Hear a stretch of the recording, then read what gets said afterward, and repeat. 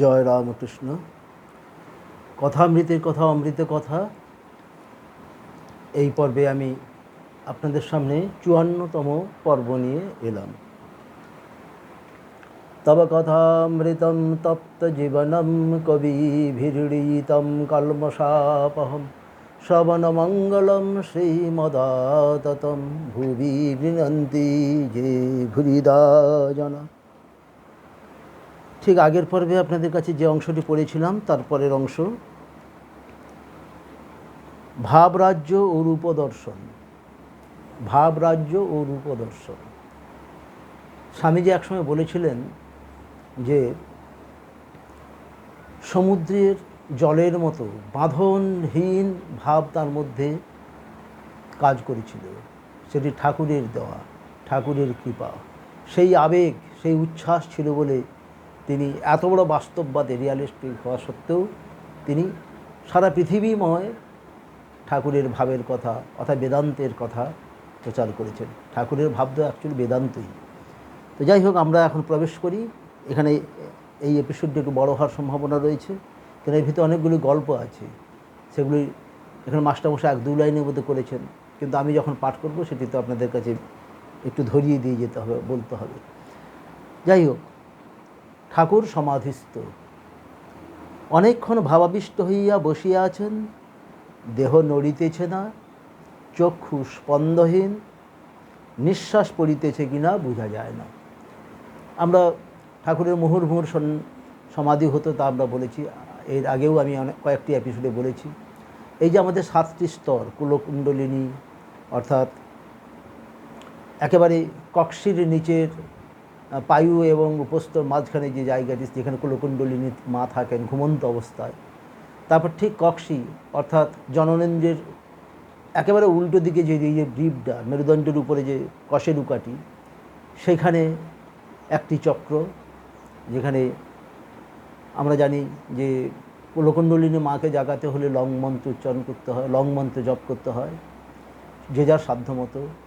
এবং এই ঠিক জননেন্দ্রীয় মূলের যে একেবারে উল্টো দিকে যে রিপটি, সেখানে যে সেটি হলো বং মন্ত্র। এইটিকে ঠাকুর বানরের মতো লাফ দিয়ে ওইখান থেকে মনকে তুলে নিতেন, কারণ ওইটি জপ করলে কামনা বৃদ্ধি পায়। তারপর রং মন্ত্র অর্থাৎ আমাদের নাভিস্থলে তার উল্টো দিকে দিবে, যেখানে আমাদের একটি পদ্ম রয়েছে, ষোড়শদল অর্থাৎ 6টি একটি পদ্ম রয়েছে, যেখানে আমরা রং মন্ত্র উচ্চারণ করি। এখানে বিশেষ শক্তি অর্জিত হলে অতি রক্তিম প্রভাযুক্ত লাল সূর্যের দর্শন হয় যোগী ঋষিদের। এবং তারপরে বুকের মধ্যে যদি অনাহত চক্র, মণিপুর থেকে অনাহত এলে অর্থাৎ যেখানে অষ্টদল রক্তপদ্ম, যেখানে ইষ্টকে সাধনা করতে হয়, যেটি অনেকটা নিরাপদ। নিচের দিকে 3টি চক্র, উপরের দিকে 3টি চক্র, এটিকে নিয়ে। তো এটি অনেকটা নিরাপদ। এখানে এইটিকে ঠাকুর বলেছেন যে ডঙ্কা মারা জায়গা, অর্থাৎ এখানে এটা কেল্লার মতো। কেল্লার মধ্যে থাকলে গেলে সেখানে খাওয়ার, জল সব কিছু থাকে, উপরন্তু বহিঃশত্রুরা হঠাৎ করে আক্রমণ করতে পারবে না। কেল্লা ভাঙবে তবে তো আমাকে মারবে। এটাকে কেল্লার মতো অনেকটা। আর অনেক, এবং উপরের দিকে অনেকটা উচ্চ ভাবাপন্নদের জন্য। এরপরে কণ্ঠস্থল, যেদিকে বিশুদ্ধ চক্র বলা হয়। এখানে হ্যাঁ, বলতে গিয়ে ছেড়ে গেলাম, এই হৃদয়ে জং মন্ত্র জপ করতে হয়, এবং এই কণ্ঠমূলে আমাদের হুং মন্ত্র জপ করতে হয়। তো এইটিকেও ঠাকুর লাভ দিয়ে চলে যেতেন। তার কারণ আপনারা যারা শুনছেন, তারা যাদের বয়স হয়েছে নিশ্চয়ই বুঝতে পারবেন যে এই জননেন্দ্রিয় মূল এবং এই কণ্ঠ, জননেন্দ্রিয় এবং এই কণ্ঠ অর্থাৎ ভয়েস যেখান থেকে বেরোচ্ছে, জিহাদে শব্দ উচ্চারণ হচ্ছে, এই দুটি জায়গায় হলো আসল ভোগের জায়গা। এই দুটি জায়গায় এই কথা দিয়ে এবং ইন্দ্রিয়র ওই অংশটি দিয়ে পৃথিবীতে সব থাকতে বেশি ভোগ হয়। তো এই জায়গাটিকে ঠাকুর এড়িয়ে যেতে বলেছেন। এরপরে চলে এলো আজ্ঞাচক্র, যেখানে 2টি পদ্ম রয়েছে। দুটি পাবড়িযুক্ত পদ্ম আজ্ঞাচক্র, যেখানে সবথেকে বেশি জ্যোতি দর্শন হয়। তো এই জায়গায় এলে পরে সমাধিস্থ গোড়ায় পৌঁছানো যায়। তো অনেক সাধকের জীবনে এসব হয়, কিন্তু সেগুলি প্রকৃত অর্থে সমাধি কিনা তা তার এই মিডিয়ার সামনে আমাদের পক্ষে বলা সম্ভব নয়, এবং তা যাদের হয় তারাই জানেন। তো মূলত পক্ষে সমাধিস্থ অবস্থা আরও উচ্চ অবস্থা, যেটি একেবারে এই সহস্রদল পদ্মের উপরে মন চলে যায়, যেখানে গুরুকে ওই পদ্মের উপরে ধ্যান করা হয়। এবং এই জায়গায় গেলে কি কি হয় সেটি এখানে ঠাকুরের শরীর দেখা যাচ্ছে। চোখের পাতা নড়ছে না, নড়ছে কি নড়ছে বোঝা যাচ্ছে না, শরীরে প্রাণ আছে কি নেই তাও বোঝা যাচ্ছে না, নিঃশ্বাস পড়ছে কি পড়ছে না বোঝা যায় না। আমরা জানি ডাক্তারেরা যখন ঠাকুরকে পরীক্ষা করতেন, যেটা একটা ছক করছেন, ঢং করছেন, তখন ক্রিকেট অর্থাৎ ঝিঝি পোকাকে পেটের মধ্যে দিয়ে তার উপরে নারকেলের মেলা চেপে ধরা হতো। এমনকি ঠাকুরের চোখের পাতাকে টেনে তার মধ্যে খুব জ্বালা করে যে পিঁপড়ে কামড়া, সে পিঁপড়ে পর্যন্ত দিয়ে পরীক্ষা করা হয়েছে, দেখা যাচ্ছে ঠাকুর স্পন্দহীন। আসলে ঠাকুরের যে ভাব সমাধি হতো এবং পরে সমাধিতে রূপান্তরিত হতো, সেগুলো সমস্ত তাকে এইভাবে সাধনা করে কষ্ট আয়াসে করতে হয়। তিনি এই 11-12 বছর যে সাধনা করছেন, তাতে এমন একটা তার শরীরের মধ্যে ডাইনামিক জুন এসে গিয়েছিল যে তিনি ইচ্ছা করলেই সমাধি লোকে চলে যেতে পারেন, ইচ্ছা করলেই সমাধি লোকে চলে যেতে, দিনে বহুবার চলে যেতে পারতেন। যেটি একটি সাধকের সারা জীবন তপস্যা করে, সারা জীবন কেন লক্ষ বছর কোটি জন্ম তপস্যা করে পৌঁছানো যায়। এবং আমরা জানি, আমি অনেকগুলো এপিসোডের কথা বলেছি, যে একবার এই সহস্রদলতা সপ্তভূমিতে মন উঠে গেলে সেই যে সমাধি হয়, সে সমাধি হওয়ার পরে মানুষের 21 দিন মাত্র শরীর থাকে। এই জন্য এই সমাধি স্তরে হওয়ার মতো যখন, তখন খুব ভাবের লোক, যিনি সাধককে বুঝবেন, যিনি সাধকের ভাব বুঝবেন, কী ভাব থেকে ওটা হলো, রামের কথা হতে হতে, না মা কালীর কথা হতে হতে, না শিবের কথা হতে হতে, না হরির কথা হতে হতে, সেই ভাবগুলি তার যিনি আত্মসহায়ক থাকবেন তিনি সেটা বুঝবেন, এবং ওই মন্ত্র কানের কাছে বলে এবং হাতে পায়ে ঘৃত মালিশ করে তাকে আবার সমাধি লোক থেকে স্বাভাবিক লোকে ফিরিয়ে আনতে হয়। ঠাকুরের এরকম অবস্থা অনেকবারই হয়েছে।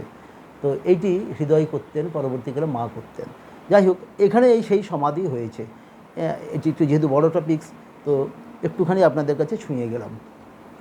তো এই জন্য সাধকের যখন এই উচ্চাবস্থা প্রাপ্ত হয়, তখন তাকে তার একটি বিশ্বস্ত শিষ্য বলুন, শিষ্যা বলুন, ভক্ত বলুন, বক্তা বলুন, আপনজনকে কাছে রাখতে হয়, না হলে শরীর বেঘরে কোথাও চলে যেতে পারে। কারণ রাস্তায় যদি কেউ সমাধিস্থ অবস্থায় চলে যান, তার লোকে ভাবে তো মরে গেছে, তা দেখা গেলো সে সমাধি অবস্থা থেকে নিচে নেমে আসার আগেই তাকে দাহ করে দেবে, পুড়িয়ে দেওয়া আছে। অনেক সাধকের জীবন এইভাবেই চলে যায়।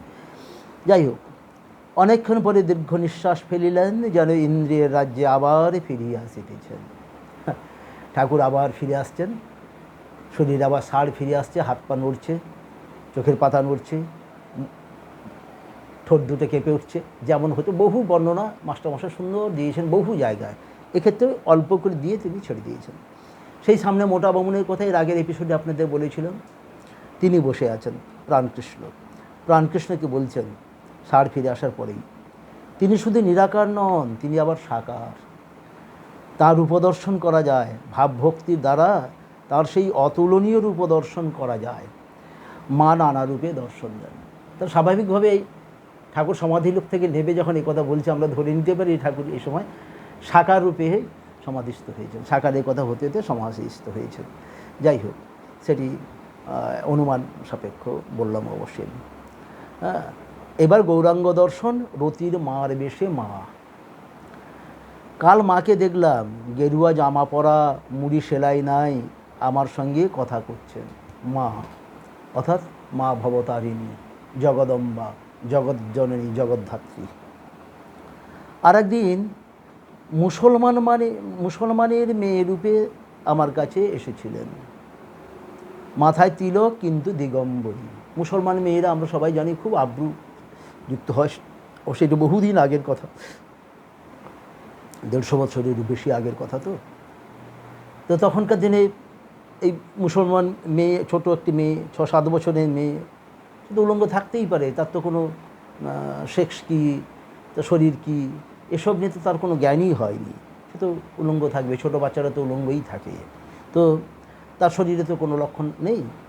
তো ঠাকুর কত সুন্দর প্রত্যক্ষ করেছেন যে 6-7 বছর মেয়ে দিগম্বরী, আবার কপালে তেলো, অর্থাৎ বৈষ্ণবী রূপিণী, কিন্তু সে মুসলমানের মেয়ে। ঠাকুর যে জাতপাত পরে তুলে দিয়েছেন, জাতপাতকে ঘেন্না করতেন, জাতপাত নিয়ে কোনো ভাবতেন না, ভক্তের কোনো জাত নেই বলেছেন, সবাইকে ভগবতমুখী হতে বলেছেন। এটি একটি তার দর্শন থেকে এগুলি ঠাকুর বুঝিয়েছিলেন, এবং সেই যে ক্রিয়াগুলি তিনি করেছেন, সেই যে ইনস্ট্রাকশনগুলি আমাদেরকে দিয়ে গিয়েছেন, সেগুলি যেন ঈশ্বর, মা জগদম্বা, মা ভবতারিণী সব তাকে দেখিয়ে করিয়ে বলিয়ে নিয়েছেন। দেখুন এইরকম একটি মুসলমান মেয়েকে দেখেছেন, আবার কপালে তেলক, দিগম্বরী, যেন একজন বৈষ্ণবী মূর্তি। আমাদের মায়ের যে 10টি মূর্তি রয়েছে তার মধ্যে যেন একটি রূপ, খুব সুন্দর রূপ, ঠিক সেই রূপের কথা এখানে বর্ণনা করেছেন। আমার সঙ্গে সঙ্গে বেড়াতে লাগলো, ফচকিমি করতে লাগলো, কি সুন্দর, যেন একজন সাধকের সঙ্গে একটা ছোট্ট বাচ্চা যেমন থাকে আত্মসহায়কের মধ্যে, সে তার সঙ্গে নানা রকম কথাবার্তা বলে তার মনটাকে একটু নিচে নামিয়ে রাখছে, যাতে করে তিনি হুটহুট করে না এই সপ্তলোকে উঠে যান। হৃদের বাড়িতে যখন ছিলাম গৌরাঙ্গ দর্শন হয়েছিল, কালো পেড়ে কাপড় পরা, গৌরাঙ্গদেব কালো পরে কাপড়, আর আমরা জানি আমাদের ঠাকুর লাল পেড়ে কাপড় পরতেন। তো ঠাকুর নিজে দর্শন করেছেন তাই ভালো, আমাদের তো আর সে সৌভাগ্য হয়নি যে গৌরাঙ্গ দর্শন করেছি, তিনি কালো পেড়ে কাপড় পরে আছেন। যাই হোক, ঠাকুর দর্শন করেছেন, আমরা এটা দেখলাম। হলধারী বলতো তিনি ভাব অভাবের অতীত। আমি মাকে গিয়ে বললাম, মা হলধারী এ কথা বলছে, তাহলে রূপটুপ কি সব মিথ্যা? মা রতির মার বেশে আমার কাছে এসে বললে, তুই ভাবেই থাক। আমিও হলধারীকে তাই বললাম। এই যে ভাব, অর্থাৎ ভাবমুখে থাকার কথা, এটি ঠাকুর বারবার বলেছেন, মা তাকে বলেছেন ভাবমুখে থাকা। ভাবমুখে থাকলে কি হয়? ভাবমুখ কি? এমনি মুখ কি? এমনি মুখ হচ্ছে যখন তার দেহ বুদ্ধি রয়েছে, নিজে বুদ্ধি দিয়ে যখন কিছু কথা বলে, সেটি হচ্ছে দেহ দিয়ে কথা, দেহমুখ, দেহগত কথা। কিন্তু যখন ভাবমুখে থাকে তখন মায়ের সঙ্গে তিনি লিঙ্ক থাকেন, মায়ের সঙ্গে তার যোগ হয়ে যায়, মাই তাকে তার কথা শ্রীরামকৃষ্ণ মুখ দিয়ে বলিয়েছেন এবং বলাতেন। সেইটিকে ঠাকুর বলেছেন ভাবমুখে থাক, এবং মা বলেছেন তুই ভাবমুখে থাকবি, অর্থাৎ তুই কথা বলবি, সব কিছু করবি, কিন্তু ভাবমুখে, অর্থাৎ আমার হয়ে কথা বলবি, রিপ্রেজেন্টেটিভ ও মা ভবতারিণী। তো ঠাকুরের কি বিশ্বাস, ছোট শিশুর মতো। হলধারী দাদা বলেছে রূপটুপ কিছু নেই, তিনি নিরাকার, পূর্ণব্রহ্ম নিরাকার, তিনি শূন্য, জগৎ মিথ্যা, সব মিথ্যা, সে বেদান্তের কথা যাই বলেছেন। ঠাকুর উনি দৌড়ে মায়ের কাছে গিয়েছে, গিয়ে মায়ের কাছ থেকে আবার একটা চাবরাশ নিয়ে এলেন, কি না তুই ভাবমুখে থাকবি। কি সুন্দর। একবার ও কথা ভুলে যাই বলে কষ্ট হয়, ভাবে না থেকে দাঁত ভেঙে গেল, তাই দৈববাণী বা প্রত্যক্ষ না হলে ভাবেই থাকবো, ভক্তি নিয়ে থাকবো। কি বলো? এই যে ঠাকুরের আমরা সামনের দুটো দাঁতের মাঝখানে একটা অনেক বড় ফাঁকা অংশ দেখতে পাই। মা বলেছেন একসময় ভাবের ঘরে পড়ে গিয়ে দাঁতের উপরে একটা কালশিটে রক্তের স্রোত বয়ে এসেছিলো, সেই রক্তটা এত জমাট বেয়ে কালো হয়ে গিয়েছিল যে সেটি আর কোনো দিন ওঠেনি, সেটিও দৈব। আবার ঠাকুর নিজের মুখে বলছেন যে তিনি পড়ে তার একটি দাঁতের অংশ ভেঙে গিয়েছিল, টুকরো হয়ে গিয়েছিল। তো এটি আমরা অনেক জায়গায় শুনেছি, সেটিও এখানে আমরা পাচ্ছি। তো যাই হোক, একবার সব ভুলে যাই, তাই দৈববাণী বা প্রত্যক্ষ না হলে ভাবেই থাকবো, ভক্তি নিয়ে থাকবো। কি বলো? প্রত্যক্ষ না হলে ঠাকুর আবার ফার্দার নির্দেশ না পেলে তিনি এই ভাবমুখেই থাকবে, তিনি একেবারে সাইলেন্ট হয়ে সর্বদা নির্বিকল্প সমাধিতে ডুবে থাকবেন তা নয়, ভাবমুখে থাকবেন। ভাবমুখে ছিলেন বলেই আমরা এই কথা নিতে পেলাম, ভাবমুখে ছিলেন বলে আমরা লীলা প্রসঙ্গ পেয়েছি, ভাবমুখে ছিলেন বলে আমরা শ্রীরামকৃষ্ণ সংঘ পেয়েছি, ভাবমুখে ছিলেন বলে অন্য সাধকদের মতো তিনি যদি কেবল নিজের আনন্দে, অপার আনন্দে ডুবে থাকতেন, তাহলে কিন্তু আমরা আজকে আপনাদের সামনে এই শ্রীরামকৃষ্ণ কথামৃতর কথা বলতে পারতাম না। এবার প্রাণকৃষ্ণ সাই দিয়ে বলছেন আজ্ঞা, অর্থাৎ হ্যাঁ ঠিক কথা এটি। ভক্তির অবতার কেন? রামের ইচ্ছা, শ্রীরামকৃষ্ণ। আর তোমাকেই বা কেন জিজ্ঞাসা করি, এর ভিতরে কে একটা আছে, সেই আমাকে নিয়ে এই রূপ সব করছে। মাঝে মাঝে দেবভাব প্রায় হতো, আমি পুজো না করলে শান্ত হতুম না। বলছে মাঝে মাঝে দেবভাব হতো, পুজো না করলে শান্ত হতো না। এগুলো সাধকদের সাধনার স্তরের একটি অনুভূতির কথা। আমি যন্ত্র, তিনি যন্ত্রী, তিনি যেমন করান তেমনি করি, যেমন বলান তেমনি বলি। প্রসাদ বলে ভাবসাগরে বসে আছি ভাসিয়ে বেলা, জোয়ার এলে উজিয়ে যাব, ভাটিয়ে যাব ভাটারে বেলা। কি সুন্দর ঠাকুরের মর্তলীলা পৃথিবীতে শুরু করার অনেক বৎসর আগেই রামপ্রসাদ নামে আর একজন মাতৃসাধক এসেছিলেন হালি শহরের, যাকে মা নির্দেশ দিয়েছিলেন যে তুই ক্ষেত্র প্রস্তুত করে যা, এই গঙ্গা তীরে আর একজন সাধক মহাসাধক আসছে যে শ্যামা নামের কালী নামের প্লাবন বহাবে পৃথিবীতে। সেই সাধক কিন্তু আমাদের ভগবান শ্রীরামকৃষ্ণদেব, এই যিনি এত সুন্দর সুন্দর রচনা করতেন গান সঙ্গীত মাকে নিয়ে। হ্যাঁ, যে আমি যন্ত্র তুমি যন্ত্র, অর্থাৎ আমি তুচ্ছ, আমি কিছু না, তুমিই আমার ভেতরে থেকে সব কিছু করাচ্ছ, এই অনুভূতি যার হয়েছিল তিনিও শেষ জীবনে তৃপ্তি পাননি, কালী রূপে তাঁর দর্শন হয়নি। তিনি মা তারার সাধনা করে মাকে দর্শন পেলেন এবং মাকে মাথায় করে নিয়ে গঙ্গার জল নেমে গেলেন। সেই যে নেমে গেলেন সমাধিস্থ হয়ে গেলেন, মারও বিসর্জন হলো এবং রামপ্রসাদের বিসর্জন হলো। তা আমি এর আগের অনেক এপিসোডে বলেছি, আপনারা তা জানেন। এইবারে মহারাজ জি, গুরু মহারাজ জি আমাদের অর্থাৎ ভগবান শ্রী রামকৃষ্ণদেব একটা সুন্দর কথা বলছেন। ঝড়ের এঁটো পাতা কখনো উড়ে ভালো জায়গায় গিয়ে পড়ল, কখনো বা ঝড়ে নর্দমায় গিয়ে পড়ল, ঝড় যেদিকে লয়ে যায়। এই ঝড়ের এঁটো পাতা কিন্তু আমাদের সাধকদের হতেই হবে। এটি আমি আমার ভাব জগতে যারা কাছে থাকেন তাদেরকে বলেছি। কারণ আমাদের নিজেদেরকে নিয়ন্ত্রণ করে কিছু করার কোনো উপায় নেই। সেটা যদি করা হয় সেটা বুদ্ধি বিশ্লেষণ করে করা হবে, আর বুদ্ধি বিশ্লেষণ করে যদি কোনো কাজ করা হয় রামকৃষ্ণ ভাবান্দোলনের কাজ সঠিক হবে না। কারণ আমাদের সর্বদা বিশ্বাস রাখতে হবে যে আমার মধ্যে ঠাকুর কাজ করছেন, তিনি আমাদেরকে যেমন করাবেন তেমনি হবে। লোকেরা হয়তো খারাপ বললো, কিছু একটা খারাপ হচ্ছে, খারাপ দেখাবে, শুনতে খারাপ লাগবে, কেউ অপমানিত মনে করবে, নিজেও অপমানিত মনে হতে পারে, কোনো সময় মনে হতে পারে এটা বোধহয় ঠিক হলো না। কিন্তু না, যদি মন মুখ অন্তর থেকে যদি 100% কোনো কিছু চায়, কোনো কিছু করার জন্য ঝোঁক আসে, জানবেন সেটিই ঠাকুরের ইচ্ছা এবং তাতেই জগতের মঙ্গল, আমার মঙ্গল। কারণ এটা তো তাৎক্ষণিকভাবে কিছু বোঝা যায় না, কোনটা ঠিক কোনটা ভুল, কোনটা মঙ্গল কোনটা অমঙ্গল, সেটা একটা সময় আসে, তখনই বোঝা যায়, রিয়েলাইজেশনের একটা সময় আসে। তো সেই কথা ঠাকুর বলছেন, আমাদের ঝড়ের এড়োপাতা হতে হবে, ঝড়ে উড়ে যেতে হবে। ঠাকুর শ্রী রামকৃষ্ণ নামের ঝড়, তিনি যেখানে আমাদের উড়িয়ে নিয়ে যাবেন, যেমন করবেন তেমনই যেতে হবে। কোথাও কখনো নর্দমায় ফেলবেন, ঠিক আছে, আবার তুলে নিয়ে গিয়ে তিনি আবার একটি দেবালয়ে বারান্দায় ফেলবেন, সেখানে আমাদের যেতে হবে। তাঁতি বললে রামের ইচ্ছায় ডাকাতি হলো, রামের ইচ্ছায় আমাকে পুলিশে ধরলে, আবার রামের ইচ্ছায় ছেড়ে দিলে। কি অপূর্ব! একজন মন্দিরে বসে বসে রাম নাম করছে, রাম নাম করছে, রাম নাম করছে।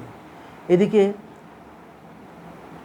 ধনির বাড়ি থেকে চুরি করে বাসনপত্র সোনাদানা পুঁটলি বেঁধে ডাকাত ওই পথ দিয়ে আসছে, পিছনে তাড়া করছে লোকজন, চৌকিদাররা তাড়া করছে ধরবে বলে। ও তখন দেখলো যে স্যার কী করা যায়, তা পালাতে গেলে ওই লোকটা বসে বসে ভগবানের নাম করছে, রাম নাম করছে, ওরই কাছে পুঁটলিটা রেখে সে সরে পড়লো, চলে গেল। ডাকাত ধরতে আসা লোকেরা ওকে দেখে দেখলো যে ও বসে বসে জব করছে, সামনে সেই তাদের বাড়ির জমিদারের বাড়ির সমস্ত গহনাপত্র বাসনপত্র। স্বাভাবিকভাবে তারা বললো যে তাহলে এই ডাকাতই এখন ছল করে রাম নাম করছে, ধরে বেঁধে নিয়ে যাওয়া হলো। সংক্ষেপেই বলছি, কোর্টে বিচার হচ্ছে, জাজ যখন জিজ্ঞেস করছে তোমার কিছু বলার আছে, তুমি তো অপরাধ করেছো, মালসহ ধরা পড়েছে, তুমি অপরাধী বাবা, তোমার সাজা নিতে হবে। তখন বললো রামের ইচ্ছায়, রামের ইচ্ছায় চুরি হলো, রামের ইচ্ছায় চোর পালালো, রামের ইচ্ছায় আমি ধরা পড়লুম, রামের ইচ্ছায় আমি কোর্টে এলুম, রামের ইচ্ছা এখন আমার সাজা হবে হবে। তো এইরকম প্রতি কথায় রাম রাম বলা শুনে জাজের মনে হলো যে ইনি এই কাজ করতে পারেন না। তখন তিনি ওনাকে মুক্ত করে দিলেন, দিয়ে সব কিছু যখন ভেতরে খবর নিলেন যে তিনি যথার্থই একজন সাধক, এইটি রামের ইচ্ছা। ইদানিংকালে বহু বহু সাধকের জীবনে আমাদের ঠাকুরের ভক্তদের মধ্যে এসব হচ্ছে, যারা কোর্ট থেকে রিলিজ হয়ে যাচ্ছেন, কোর্টে অনেক মিরাকলস ঘটছে, জাজরা তাদেরকে মুক্ত করে দিচ্ছেন। পরে খবর নিয়ে জানছেন তারা শ্রীরামকৃষ্ণদেবের ভক্ত, শ্রীরামকৃষ্ণের অনুরক্ত, শ্রীরামকৃষ্ণময় তাদের জীবন। হনুমান বলেছিলেন, হে রাম, শরণাগত শরণাগত, এই আশীর্বাদ করো যেন তোমার পাদপদ্মে শুদ্ধা ভক্তি হয়, আর যেন তোমার ভুবনমোহিনী মায়ায় মুগ্ধ না হয়। ভুবনমোহিনী মায়ায় মুগ্ধ হলে কী হবে? অনেক জায়গায় আমি বলেছি, অনেকগুলো বিষয়ে। ভুবনমোহিনী মায়ায় মুগ্ধ হলে ওই শিবকে সংসার করতে হবে কাচ্চা বাচ্চা নিয়ে, আবার নারায়ণকে ভুবনমোহিনী মায়ায় নিজেকে বরাহ রূপ ধারণ করে শুকরি নিয়ে অনেক বাচ্চা নিয়ে সেখানে থাকতে হবে। কিছুতেই যেতে চাইছেন না, তখন ব্যাধরূপে ভগবান শিব কী করলেন না, নারায়ণরূপী শুকরকে বধ করলেন, এ আমরা জানি। এবং স্বয়ং শিব, যিনি পূর্ণ ব্রহ্ম নারায়ণ, যার কোনো জন্ম অনাদি অনন্ত অতীত, যার কোনো জন্ম নেই মৃত্যু নেই, সব দেবতাদের জন্ম মৃত্যু আছে, শিবের কোনো জন্ম মৃত্যু নেই, এই জন্য তিনি দেবাদিদের আদি। তো সেখানে দেখা যাচ্ছে যে তাকে কৃষ্ণ অত্যন্ত সুন্দরী একজন মহিলা হয়ে তাকে ভুলিয়ে দিচ্ছেন। হ্যাঁ, এবং ঠাকুর তার পিছনে পিছনে মোহিত হয়ে চলেছেন। ঘরে যার পার্বতী, তিনিও এই পথে চলেছেন। তো এই হলো মায়ার খেলা। সেই মায়ার খেলা জীবকে ছলনা করতে ঈশ্বরের এক মুহূর্ত সময় লাগে মাত্র। সেই জায়গা থেকে স্মরণ মনন রেখে বাঁচতে হয়, এবং সেটি আমাদের মহাবীর দেখিয়ে দিয়ে গেছেন কীভাবে দাস্যভাবে থেকে মুক্ত হওয়া যায়, ভগবানের মায়া থেকে মুক্ত হওয়া যায়। ওই যে ঠাকুর প্রার্থনা করতে বলেছেন, কী প্রার্থনা করবে? বলবে, মা তোমার চরণে যেন আমার শুদ্ধা ভক্তি হয়, আর যেন তোমার ভুবনমোহিনী মায়ায় না আমি ভুলি। ঈশ্বর লাভ হলে বালকের স্বভাব হয় যে যাকে চিন্তা করে তার সত্তা পায়। ঈশ্বরের স্বভাব বালকের নয়। বালক যেমন খেলাঘর করে, ভাঙে গড়ে, তিনিও সেইরূপ সৃষ্টি স্থিতি প্রলয় করছেন। বালক যেমন কোনো গুণের বশ নয়, তিনিও তেমনি সত্য রজ তম 3 গুণের অতীত। তাই পরমহংসেরা 10-5 জন বালক সঙ্গে রাখে স্বভাব আরোপের জন্য। স্বভাব আরোপের জন্য 10-5 জন বালক পরমহংসরা রাখেন, যারা পরমহংস অর্থাৎ রাজহংস সোয়ান। তারা কি করেন? দুধ জলে মিশিয়ে বাটিতে দিলে দুধটা চুষে খেতে পারে, জলটা থেকে যায়। পাতিহাঁস পারে না, যাকে আমরা ডাক বা গুজ বলি, তারা পারেন না, তারা সেটা পারে না, তারা ওই জলসহ দুধ খেয়ে ফেলে। কিন্তু রাজহাঁস কী করে না, জলটা খেয়ে ফেলে, কেবলমাত্র দুধটা খেতে পারে। তো এইটি বলছেন, এই জন্য বালকের মতো স্বভাব হতে হবে। বালকের গল্প তো আমি অনেকবার আপনাদের কাছে বলার চেষ্টা করছি, জানি না আপনাদের কাছে পৌঁছতে পারছে কি না। বালকের এই একটা কিছু ধরে রয়েছে, দেবো না, না দেবো না, না দেবো না, বাবা চাইছে, মা চাইছে, দাদু চাইছে, দিদা চাইছে, ঠাকুমা চাইছে, কাউকে দেবে না। কিন্তু তার একটা সময় যখন খিদে লাগলো, মায়ের কাছে দৌড়লো, তখন সব কিছু সেখানে ফেলে চলে গেল। কি যাওয়ার সময় যে চাইছিল, যে চায় না তাকে দিয়েই চলে গেল। এইরকম হতে হয় বালক স্বভাব। এটি হলো সাধকদের স্বভাব। সাধকরা কখনো উন্মাদ বোধ, কখনো পিশাচ বোধ, একটা সামান্য বিষয় নিয়ে হয়তো খুব ক্রোধ করবেন এবং খুব চেপে ধরবেন, হ্যাঁ এই একটা হাস্ত করবে, কিন্তু একটু পরে আবার জল, সাধুর জল জলের দাগ, সাধুর রাগ জলের দাগ। তো সেই যে সাধুর রাগ জলের দাগ, তো সেই কথা এখানে বলছেন। আগরপাড়া হইতে একটি 20-22 বছরের ছোকরা আসিয়াছেন। ছেলেটি যখন আসেন, ঠাকুরকে ইশারা করিয়া নির্জনে লইয়া যান ও চুপি চুপি মনের কথা কন। তিনি নূতন যাতায়াত করিতেছেন। আজ ছেলেটির কাছে আসিয়া মেঝেতে বসিয়াছে। এই ছেলেটি, আগরপাড়ার ছেলেটি ঠাকুরের কাছে এলে ঠাকুরকে আড়াল নিয়ে গিয়ে কথা বলেন। নিশ্চয়ই সাধন ভজন সংক্রান্ত গোপন কিছু যোগ ক্রিয়ার কথা আলোচনা হতো তাদের মধ্যে, সেটা এখানে বেশি করে নেই, এটি জানার কথাও নয় তো মাস্টারমশাইয়ের, তিনি কী করে আর দেবেন। কিন্তু আজ দেখা গেলো সেই ছেলেটি মাস্টারমশাইয়ের কাছে বসেছেন। প্রকৃতি ভাব, কাম জয়, সরলতা, ঈশ্বর লাভ, শ্রীরামকৃষ্ণ ছেলেটির প্রতি। আরোপ করলে ভাব বদলে যায়, প্রকৃতি ভাব আরোপ করলে ক্রমে কামাদি রিপু নষ্ট হয়ে যায়, ঠিক মেয়েদের মতন ব্যবহার হয়ে দাঁড়ায়। যাত্রাতে যারা মেয়ে সাজে তাদের নাইবার সময় দেখেছি, মেয়েদের মতো দাঁত মাজে কথা কয়। তুমি একদিন শনি মঙ্গলবারে এসো। এই শনিবার মঙ্গলবারে যারা তন্ত্র সাধনা করেন, তন্ত্র সাধক, ঠাকুর তো 64টি তন্ত্রের পাঙ্গম, 64টি তন্ত্রে তিনি সাধন সিদ্ধ। তো সে জায়গায় এই ভক্তটিকে পরে আসতে বলেছেন এবং বললেন যে তুমি প্রকৃতির ভাব নিয়ে থাকো। এই যে কামজয় কামজয় কামজয় কামিনী কাঞ্চন, এটা কথার কথা হয়ে দাঁড়িয়েছে। এটা তো সাধারণ কথা নয়, এবং এটি অ্যাকচুয়ালি যাওয়ার নয়। কাঞ্চন ছাড়া, পয়সাপত্র ছাড়া মানুষের পক্ষে বাঁচা সম্ভব নয়। ঠাকুর কথা বলেছেন। তিনি মাটির টাকা মাটি, সে একটা ভাবনমত্ত অবস্থা, সাধনা একটি স্তরে সেটি বলেছেন যে মাটির সঙ্গে টাকার কোনো পার্থক্য নেই। অ্যাকচুয়ালি হিসাব করে দেখলে তো তাই, সবই তো মাটি হয়ে যাবে, শরীরও মাটি হয়ে যাবে, চলে যেতে হয়, আসতে হয় একা, যেতে হয় একা, সেখানে কি সবই তো মাটি। আবার তার মধ্যে থেকে কাঞ্চন তো আমাদের নিজেদের সুবিধার জন্য কারেন্সি তৈরি করেছি, আমাদের সুবিধের জন্য। তো মানুষের মস্তিষ্ক প্রসূত এটি, তো সেটি ঠাকুর ব্যাখ্যা করেছেন ওখানে।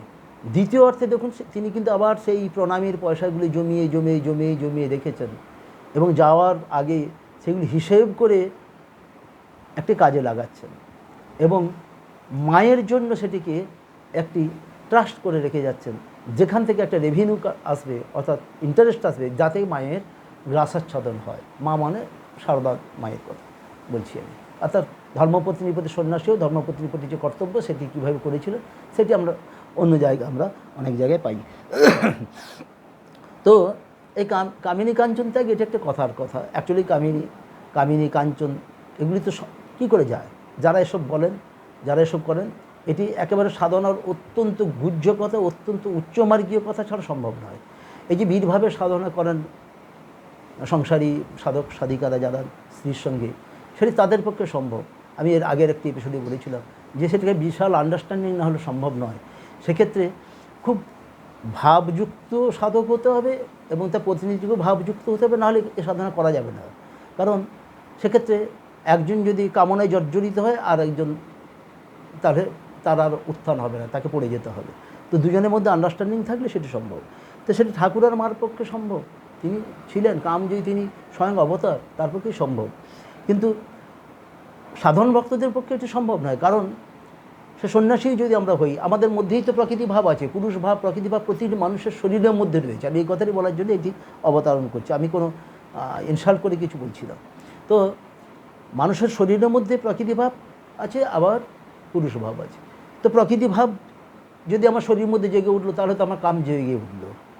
এইটি যাওয়ার জন্য ঠাকুর যেমন যোগিনী মহারাজকে বলেছিল যে অহর নিশ্চয় কেবল হরিনাম কর, তাহলে দেখবি তোর কাম চলে যাবে। তিনি বিবাহিত মহারাজ ছিলেন। আমাদের অনেক মহারাজরা এই ঠাকুরের শিষ্যরা বিবাহিত। স্বয়ং তারক মহারাজ, স্বামী শিবানন্দ, স্বয়ং রাখাল মহারাজ অর্থাৎ স্বামী ব্রহ্মানন্দ, স্বামী অদ্বৈতানন্দ, অদ্বৈত মহারাজ, এনারা বুড়ো গোপাল মহারাজ, এনারা সবাই তো বিবাহিত। যোগিনী মহারাজ বিবাহিত। তো সে নিয়ে কথা না, কথা হচ্ছে যে আমার শরীরে পুরুষ ভাব রয়েছে, প্রকৃতি ভাব। আমার শরীরে প্রকৃতি ভাব জেগে উঠলেই তো আমার কামনায় বাসনা জেগে উঠল, তাহলে আর কাম জয় হলো কী করে? এটি একটা কথার কথা। এটিকে অহর্নিশয়ের সঙ্গে লড়াই করে করে টিকে থাকতে হয়। এইটি হচ্ছে কি আসলে কথা, সাধনার কথা। তো সেইটি, এই যে ছেলেটি এসছে তার শরীরে এইসব ডিস্টার্ব আসার জন্য ঠাকুর তাকে বলছেন তুই মেয়েলিভাবে থাক, প্রকৃতিভাবে থাকলে দেখবি এটা আস্তে আস্তে চলে যাবে। এটা আর একটি সাধনার প্রক্রিয়া ঠাকুর শেখালেন। যেমন হরিনাম করলে কাম যাবে, তেমনি প্রকৃতিভাবে থাকলেও কাম যাবে। কারণ কি, সে নিজে মেয়ে মানুষ হলে তার মধ্যে আর মেয়েদের প্রতি আকর্ষণ থাকবে না। এইটি একটি কথা। তারপরে বলছেন তুমি শনি মঙ্গলবার আসো, সেদিন বিশেষ কিছু শক্তির পাওয়ার তিনি ট্রান্সফার করবেন ওই ছেলেটির মধ্যে। এবার প্রাণকৃষ্ণকে বলছেন ব্রহ্ম শক্তি অভেদ, শক্তি না মানলে জগৎ মিথ্যা হয়ে যায়। আমি তুমি ঘরবাড়ি পরিবার সব মিথ্যা, ওই আদ্যাশক্তি আছেন বলে জগৎ দাঁড়িয়ে আছে। কাঠামোর খুঁটি না থাকলে কাঠামোটাই হয় না, সুন্দর দুর্গা ঠাকুর প্রতিমা হয় না। ঠিক দুর্গা প্রতিমা কাঠামোর সঙ্গে তুলনা করেছেন আদ্যাশক্তিকে। এটা ঠাকুর নিজেই বলেছেন যে জল যখন খেলছে, ঢেউ উঠছে, তখন সেটি হচ্ছে কি প্রকৃতি। জল যখন স্থির, সেটি হচ্ছে কি পূর্ণ ব্রহ্ম। অর্থাৎ তার কোনো বুঝেই যাচ্ছেন, আমরা ঢেউ না দেখলে, তুফান না দেখলে কী করে বুঝবো যে জলের এত মহিমা? সেই কথাই এখানে বলছি। অর্থাৎ প্রকৃতি না থাকলে জগৎ সংসারের কোনো লালিত্য নেই। লালিত্য বিমুক্ত, লালিত্যহীন একটি খসখসে কর্কশ আমরা পুরুষকে দেখব, যে পুরুষের মধ্যে রস নেই, কষ নেই, শুষ্ক কাষ্ঠ পাথরবৎ। এবার সুন্দর একটি কথা ঠাকুর বলছেন, বিষয় বুদ্ধি ত্যাগ না করলে চৈতন্য হয় না। এটি একটি সাধনার গূঢ় কথা, হ্যাঁ, যে বিষয় বুদ্ধি না ত্যাগ হলে কখনোই চৈতন্য হয় না। এক বিন্দু বিষয় থাকলে, সোনাদানা থাকলে, এক বিন্দু অর্থ থাকলে, ব্যাংক ব্যালেন্স থাকলে, জমি জমার অহংকার থাকলে ঈশ্বর লাভ হবে, এগুলো সব ত্যাগ করতে। এই জন্য সন্ন্যাসের ব্যবস্থা আমাদের শাস্ত্রের মধ্যে, সন্ন্যাসী এবং সন্ন্যাসিনীদের ব্যবস্থা, তাপসীদের জন্য। ভগবান লাভ হয় না, বিষয় বুদ্ধি থাকলেই কপটতা হয়, সরল না হলে তাকে পাওয়া যায় না। একদম সার কথা ঠাকুর যে বারবার প্রতি ছত্রে ছত্রে বলেছেন। এই যে বালকের মতো সরল হওয়ার কথা বলেছেন, এইটি, এবং সেটি হতে গেলে কী করতে হবে? হনুমানের মতো, মহাবীরের মতো বিশ্বাস আনতে হবে। ওই তাঁতির গল্প, রামভক্ত তাঁতির মতো বিশ্বাস আনতে হবে শ্রীরামকৃষ্ণ নামের উপরে। ऐसी भक्ति कर घट ভিতর ছোড় কপট চতুরাই। ঘটের ভিতর অর্থাৎ প্রাণের ভিতরে যে এই চতুরতা কপটতা আছে, এগুলো যেন না থাকে, তেমন ভক্তি দাও, একেবারে বৈধি ভক্তি দাও, এবং সমুদ্রের জলের জোয়ারের মতো ভক্তি দাও। সেই কথা ঠাকুর বলছেন রামপ্রসাদ, এটি তুলসীদাসী ভজন থেকে। সেবা বন্দি আউর অধীনতা সহজে মিলি রঘুরায়। সেবা, সাধন, ভজন, পূজন, আর কি অধীনতা, দাসত্ব মহাবীরের মতো, এর দ্বারা রঘুরাই অর্থাৎ রামকে লাভ করা যায়। যারা বিষয়কর্ম করে, অফিসের কাজ কি ব্যবসা, তাদেরও সত্যতে থাকা উচিত। সত্য কথা কলির তপস্যা। এই জন্য এই এত সত্যের প্রতি ঠাকুরের আঁট ছিল বলেই তিনি পায়খানা করতে যাবেন বলেছেন, পায়খানা পায়নি, বাহ্য যাবেন বলেছেন, ওই যে কথা বলে ফেলেছেন, এই জন্য গাড়ি নিয়ে গিয়ে ঝাউতলা থেকে এমনি গিয়ে ঘুরে আসতে হতো। ঠাকুর ভক্তরা এসব দেখেছেন, এই যে বলেছেন, যা বলেছে মুখে ব্রহ্মবাক্য, সেটিকে রাখতে হবে। প্রাণকৃষ্ণ অস্মিন ধর্মে মহি শিষ্যাৎ সত্যবাদী জিতেন্দ্রিয় পরোপকারো নিরত নির্বিকারো সদাশয়। পরের উপকারের মধ্যে দিয়ে জিতেন্দ্রীয় পুরুষরা সদাশয় হন। যথার্থ সাধকগণ, যথার্থ সন্ন্যাসী হন, যথার্থ তাপস হন, যথার্থ ঈশ্বরী পরিণত হন। মহানির্বাণতন্ত্রে এইরূপ কথা রয়েছে। এবার ঠাকুর শেষ কথা বলছেন, হ্যাঁ ওইগুলি ধারণা করতে হয়, এইগুলি ধারণা করতে হয়। যদি প্রাণকৃষ্ণ বললেন সেগুলো ধারণা করতে, ধারণা না হলে কিছুই হলো না। সে পুঁথির কথা পুঁথিতে থেকে গেল। ওই যে একটি গল্প আছে, হ্যাঁ, এর আগে আমি বলেছিলাম যে বাবুরাম মহারাজের কার্বাঙ্কাল অর্থাৎ পিঠে বিরাট ফোঁড়া অপারেশন হচ্ছে, ডাক্তার তাকে আগে জানিয়েছেন, তিনি বলেন না অ্যানাস্থেসিয়া করতে হবে না, তোমরা কাটো। কেটে এত বড় ফোঁড়া অপারেশন করলেন, তার কোনো হেলদোল কিছু নেই। কিন্তু এর পরের দিন ডাক্তার বুঝলো যে ওনার তো কিছু যন্ত্রণায় বোধ নেই, ওনার বোধহয় নার্ভ ডাব সব শিথিল। তো একটা ছোটো ফোঁড়া কাটতে গেছে, ওনাকে না জানিয়ে যেই কেটে ফেলেছে, বাবুরাম মহারাজ চিৎকার করে উঠছেন, অর্থাৎ স্বামী প্রেমানন্দ বলছে, আপনি সেদিনে এত বড় ফোঁড়া কাটা হলো, আপনি কোনো হু কিছু বললেন না। আর আজকে না, সেদিন তো তুমি আমাকে জানিয়ে করেছিলে, আমি তো মনটাকে ঠাকুরের কাছে রেখেছিলাম, অত মনটাকে আমি সরিয়ে রেখেছিলাম, আর আজকে না জানিয়ে করেছি, মানে মনটা তো আমার ওই ফোঁড়ার কাছেই রয়েছে। এই হলো ব্যাপার। তো যে অংশটি পড়লাম সেখানে এই এই দিব্য দর্শন যে ঠাকুরের হয়েছিল এই মুসলমান মেয়েটি, তার একটু অপূর্ব সুন্দর ইংরেজিতে বর্ণনা রয়েছে কি না, she came to another day as a মুসলমান girl 6 or 7 years old. She had a tilak on her forehead and was naked. She walked with me, joking and frisking like a child. কি সুন্দর মাস্টারমশাইয়ের ইংরেজি, এবং আমি এগুলো যখন পড়ি খুব মোহিত হয়ে যাই, শুনতে খুব ভালো লাগে। এবং আমি চেষ্টা করছি আপনাদের কাছে ইংরেজিতে করে একটি করে এপিসোড, অনেক আমার নন বেঙ্গলি ফেসবুকের বন্ধুরা রয়েছেন প্রচুর, যারা বলেন যে হিন্দি এবং ইংরেজিতে করার জন্য, সে কিন্তু সময়ের অভাবে সে আর হয়ে ওঠে না। এবং এই দিব্য দর্শন নিয়ে হিন্দিতেও এই একই ধরনের বর্ণনা রয়েছে, তার মধ্যে বিষয় বুদ্ধি জায়গাটি হিন্দিতে বড় উপমারি ভালো লেগেছে আমার, সেটি আপনাদের কাছে একটু পড়ে শোনাই। বিষয় বুদ্ধি क्या त्याग किए बिना चैतन्य नहीं होता है, ईश्वर नहीं मिलते, उसके रहने ही से कपटता का जाती है, बिना सरल हुए कोई उन्हें पा नहीं सकता। সরল না হলে কেউই উনাকে পাবেন না, অর্থাৎ ঈশ্বর দর্শন হবে না। আপনারা সবাই ভালো থাকবেন। আজ এখানেই বিরতি। হরি ওম তৎসৎ। ওম নিরঞ্জনম নিত্যানন্তরূপম ভক্তানুকম্পাধৃতবিগ্রহং বৈ ঈশাবতারম পরমেশমিদ্যম তম শিরসা প্রণাম্যহম। জয় ভক্ত ভগবান ভাগবত শ্রীরামকৃষ্ণ কথামৃত। হরি ওম তৎসৎ।